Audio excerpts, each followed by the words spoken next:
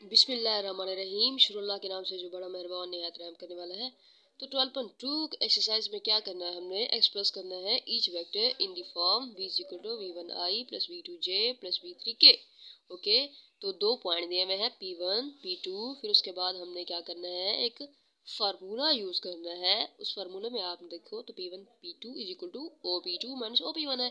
तो आपको p2 दिया हुआ है, p1 भी दिया हुआ है, तो p2 में से आपने क्या करना है, p1 को माइनस करना है। तो फिर यहाँ पर p2 लिखा हुआ है, p2 की वैल्यूज, उसके बाद p1 की रकम लिखी हुई है यहाँ माइनस, तो इसको माइनस करो।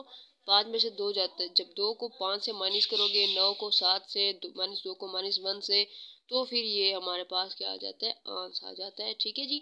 उसके बाद इन वेक्टर फॉर्म में हमने कहा, उसने कहा कि हमें एक्सप्रेस कर दो आई जे के यूनिट वेक्टर में। ठीक है जी। तो वेक्टर फॉर्म में हम इस तरह से लिखेंगे ना इसको, आई जे के यूनिट वेक्टर में, तो फिर ये हमारा आंसर आ जाता है। इस तरह से हम देख लेते हैं 18 क्वेश्चन नंबर को। यहाँ भी हमने ऐसे ही किया है, p2 में से माइनस किया है p1 को। ठीक है, फिर वेक्टर फॉर्म में इसको क्या किया है, एक्सप्रेस किया हुआ है।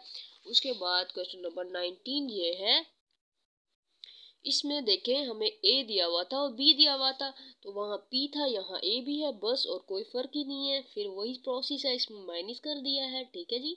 फिर वेक्टर फॉर्म में हमने इसको जवाब दे दिया है। उसके बाद यहाँ देखिए 5u माइनस v है। अब यहाँ ये चीज़ करनी है हमने, ये इसके साथ क्या हो रहा है, मल्टीप्लाई हो रहा है, फिर माइनस हो रहा है। ठीक है जी।